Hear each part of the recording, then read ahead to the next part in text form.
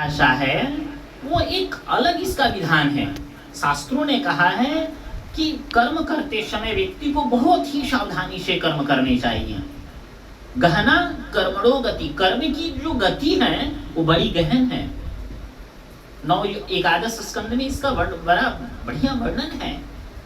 नौ योगेश्वर संवाद में भी इसका वर्णन आता है।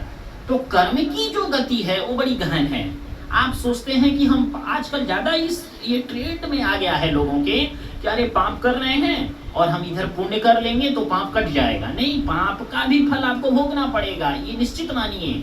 पाप का जो फल है तो वो दुख, पाप का फल है दुख, गरीबी, तिरस्कार, अपमान, रोग, शोक, ये पाप का फल है।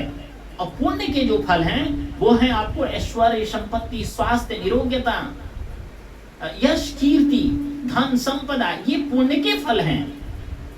तो आप ये ना सोचिए कि हम उधर पाप कर ले रहे हैं, इधर हम पुण्य कर लेंगे तो हमारे पाप, पुण्य कर लेने से हमारे पाप कट जाएंगे। नहीं, पाप के भी फल आपको भोगने पड़ेंगे। ये निश्चित जानिए कि पाप के फल आपको भोगने ही पड़ेंगे।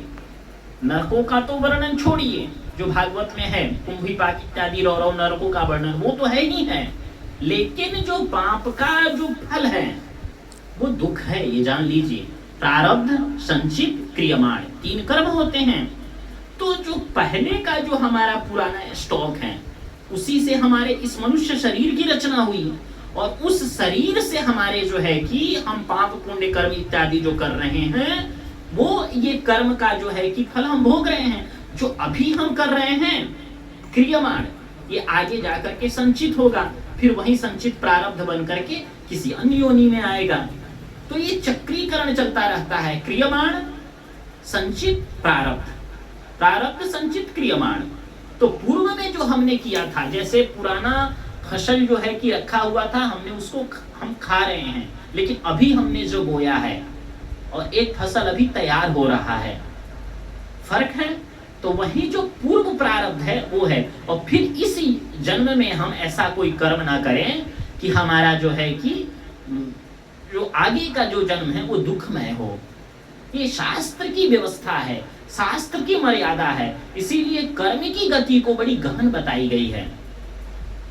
इसीलिए जो गीता में भी कहा गया है कि चातुर्वर्ण्यम मया सृष्टम गुण कर्म विभागशो, तो जो सबके कर्म अनुरूप है, ब्राह्मण, क्षत्रिय, वैश्य, शूद्र, तो उन कर्मों के अनुरूप करने से ही आपका कल्याण होने वाला है। नहीं कि फलाने कह दिए कि हम ये नहीं करेंगे और हम कर्म से विलग हो जाएं तो फिर उसमें कल्याण का कोई विधान नहीं है।